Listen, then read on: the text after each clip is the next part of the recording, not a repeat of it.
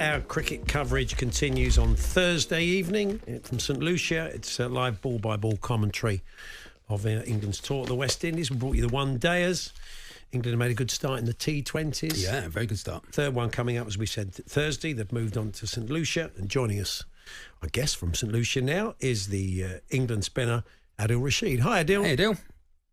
How are you doing, guys? You okay? Yeah, very well, thanks. We're good, thank you. We're going to talk cricket in a minute, but first we're going to talk about this new book, Taste of Cricket, a cookbook celebrating diversity in the game through the universal language of food. The ECB have put it out, and it's recipes from different cricketing personalities, people who love their cricket. Although I've been looking through it, Adil, and I can't find your recipe. Did it not make the cut? I don't know if it did or not. I'm sure I did. If you have a look, I'm sure it's there somewhere. I've got to keep looking. I've been looking, page by page. What did you offer up? What were you planning to make? Well, I think it was a chicken tagine. Okay. Moroccan chicken. That's tagine. in there somewhere. I've seen that in there. I'm sure it is. Yeah. What's your tip if you're making a chicken tagine? You can first and foremost, you got to take your time. Yeah. You can't rush them things. You got to take your time. Tagine, yeah, that's true. Put the right spices in. But to be fair, I'm not a chef, so I've tried it a few times. I think what the book shows, I mean, it talks about diversity and diversity of food, but cricket is a true world game, isn't it? Some sports say they're a world game, but cricket is a true world game, and you've got in the book, you've got recipes from absolutely everywhere. Yeah, 100%. Cricket is definitely for everybody, for all walks of life, from all parts of the world as well, from different religions, backgrounds, races. Really does bring people together as well and express their, like you said, first and foremost cricket, but also, like you said, the recipes itself as well, from being from different parts of the world. And of course, you know, during cricket, you do eat. That is one of the only sports where you do have a sit down and have a meal sometimes. What's the biggest meal that you've been served? I mean, is it Lord's that's always a bit too much, Adil? Well, I think Lord's is definitely up there. Not just myself, there's a lot of players. People definitely look forward to getting to Lord's. 3-course meal, you got starters, mains, dessert. Definitely fills you up. So I think that's on the bucket list for a lot of cricketers is Lord's. So yeah, we definitely look forward to that. I just wonder if some countries ever or teams ever weaponise the tea, or the lunch. Let's load the boys up. Let's have lots of quite heavy food to send them back out in the field with. Do you ever sense that there's somebody's doing a number on you, Adil? It depends where you go. You can get that sometimes when you go to India and Pakistan, especially there. But they usually have a nice big buffet at times with the different curries and a bit of rice and stuff. So it depends on where you go and it depends on what kind of dishes you get. So if I find when you go subcontinent, it's definitely a lot heavier than when you come to England and Australia and South Africa. Sorry, I must apologise to you as well. I found you on page 22. You very much did make the cut. They've done a beautiful illustration of your chicken tagine. There it is, the Moroccan chicken. All the details are there, so you can find Adil's recipe in the book. So there were so many in here. I've been flicking through. I just couldn't find it. We did have a chat earlier on to Miles Jupp, who does a podcast with Mark Wood. And Mark Wood is talking about his roast garlic and herb turkey crown, which he seems very keen. He's not made that for the boys since he's been out there, has he? No, he hasn't, because I don't think he's not here yet. Of course he's not. No. He's not here. No, he's not yet. Yeah, that's very true. No, maybe he'll make it when we get back. Yeah, of course. Yeah, nearer Christmas. So, a great start to the T20s. It's a bit disappointing to lose the one-day series, but a couple of good games first off in the T20s, and the skipper back in Nick as well. Yeah, definitely. It's always good to start the series 2-0 up. We've been playing against West Indies. They've got a strong side, definitely in terms of batting wise. They're stacked with world-class players, but to go 2-0 up really puts a statement from our side, hopefully going further into the series to hopefully get, like a 4-0, 5-0, whatever. That's the ultimate aim now, especially after a great start. But also with Jos Buttler back as well. He's been out for a little while through injury, coming back in, shows his class, shows how important he is as a leader and as a player in this England T20 side. Yeah. What's the wicket like in St Lucia? Have you guys had a chance to go along there yet? Not yet. Last time we played there was, I think, the World Cup against West Indies and South Africa, where we did get a win. We should have won both games. We did get a win against West Indies, but I think we lost against South Africa. So I think it'll be a good pitch. Hopefully, it will be a good high scoring game. It seems in the ground. It seems to me that the West Indian public have taken this team a little bit more to their hearts. I don't know if cricket was getting a little less popular over there, but that there seems to be a bit of a sea change in attitude towards it.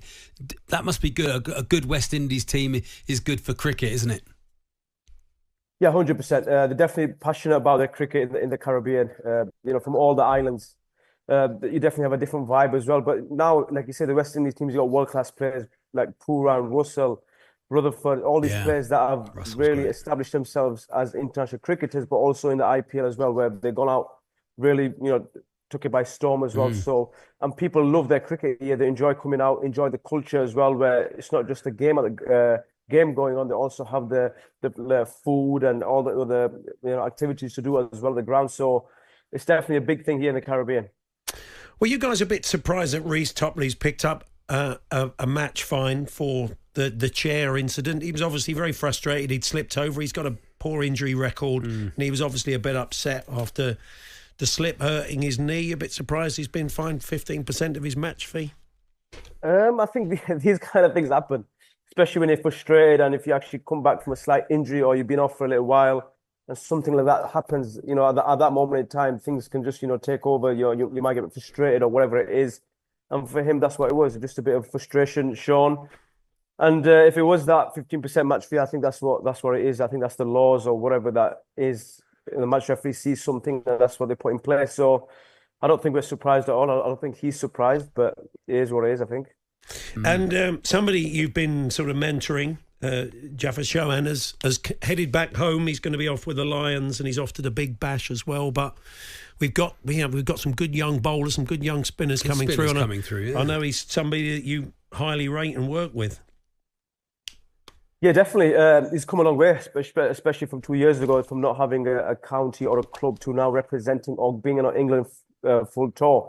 It shows big things about himself, his talent, his determination as well. But it definitely shows that he's got the capability of, hopefully becoming that next England big star as well. And there's other spinners as well coming through the academy and the under-19 setup. So England's looking very promising in terms of the spin department in the future.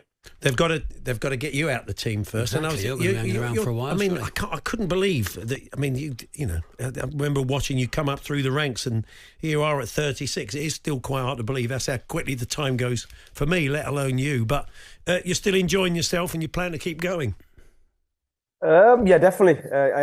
Time does fly when you're enjoying yourself. At this moment in time, I'm enjoying my cricket. I'm just really taking it a step at a time, enjoying it, and see what happens. I've not really thought of any retirement or anything like that at this present time. Just when that does come about, I'll know when the time is. Fantastic. And while we're on the subject of the food with the cookbook, I take you're being well fed out there in St. Lucia, enjoying yourselves? Always. The food here in Caribbean is terrific. You got different types of fish and all the different types of cuisines as well. So they look after us out here in Caribbean.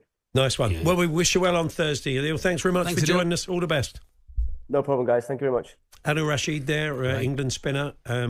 Yes, Thursday night, 8 o'clock starts on talkSPORT 2, live and exclusive ball-by-ball coverage. The book, it's a lovely book. The Taste of Cricket is lovely, apologies again to Adil not finding that one. There's so many of them. Every other page. Tagine almonds, is it? Apricots. Let's have a look at page 22. Let me talk you through. You feel like knocking it up tonight. Come on, Paul, you go.